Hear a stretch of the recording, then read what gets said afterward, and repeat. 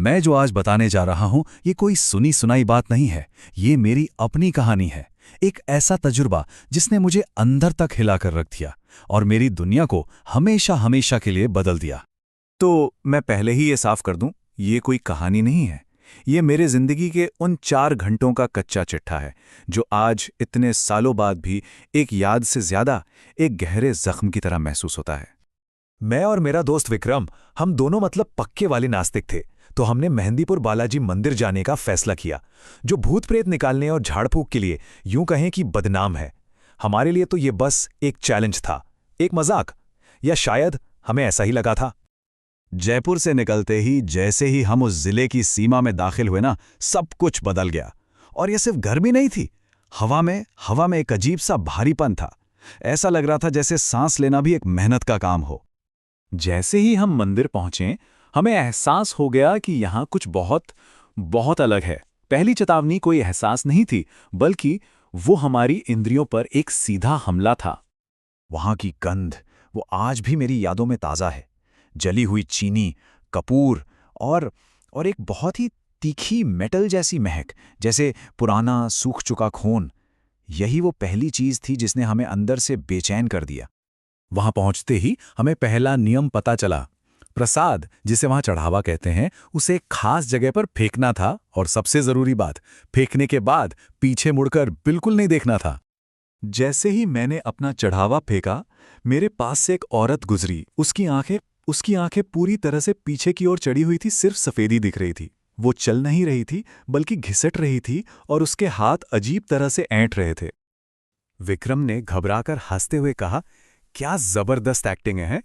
पर उस माहौल में उसका ये मजाक बहुत खोखला लग रहा था। मुझसे कोई जवाब देते नहीं बना। और तभी दूसरा नियम सामने आया, एक ऐसा नियम जिसे मैं अनजाने में तोड़ चुका था। कहते हैं कि वहां के पीड़ितों से कभी आंखें नहीं मिलानी चाहिए। उस औरत ने अचानक अपना सिर घुमाया और उसकी वो सफेद आंखें सीधी मेरी आंखों में देख रही थीं। हम अंदर गए। जो कुछ भी हमने बाहर महसूस किया था ना, वो अंदर के माहौल के सामने कुछ भी नहीं था। असली मंजर तो मंदिर के अंदर था।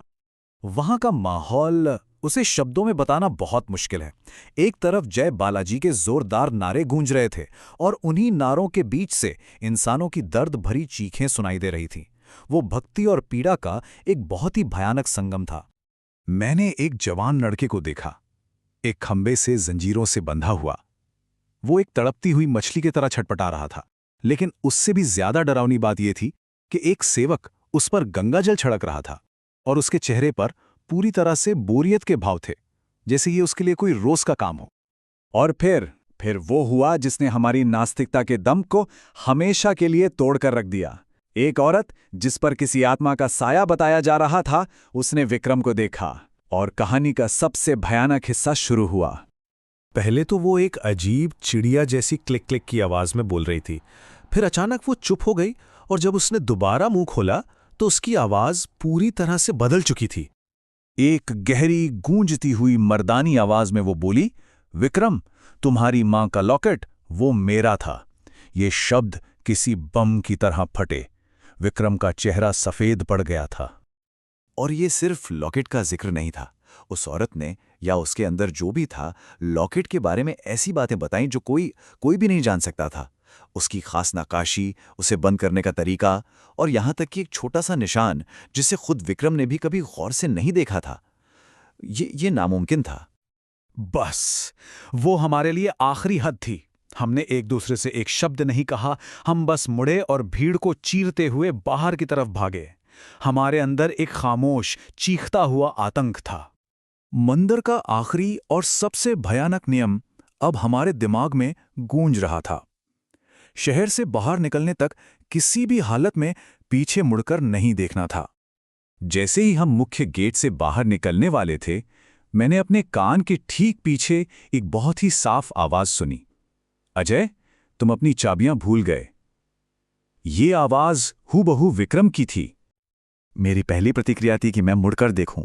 मैंने अपना सिर घुमाना शुरू ही किया था कि विक्रम का हाथ मेरे जबड़े पर कस गया और उसने मेरा चेहरा जबरदस्ती सामने की ओर घुमा दिया। वो हांफते हुए बोला, मत देखना, पीछे। हम भागे, कार में बैठे और उस शहर से जितनी दूर जा सकते थे चले गए। वो तजुर्बा सिर्फ एक डरावनी याद नहीं है, ये एक ऐसा जख्म है जो शायद कभी नहीं भरेगा। हम लगभग 1 घंटे तक बिना एक शब्द कहे गाड़ी चलाते रहे। उस खामोशी में सिर्फ हमारी तेज सांसों और डर की आवाज थी। हम दोनों में से किसी में भी रुकने या कुछ कहने की हिम्मत नहीं थी। आज भी मैं सोचता हूं वो क्या था, कोई आत्मा थी या कुछ और, मुझे नहीं पता। लेकिन लॉकेट का वो नामुमकिन ज्ञान और मुझे मुड़ने के लिए पुकारने वाली वो आवाज, ये सब सोचने पर एक ही बात समझ आती है, ये कोई कहानी नहीं थी, ये एक जाल था और हम उसमें से बस किसी तरह बचकर निकल आए थे।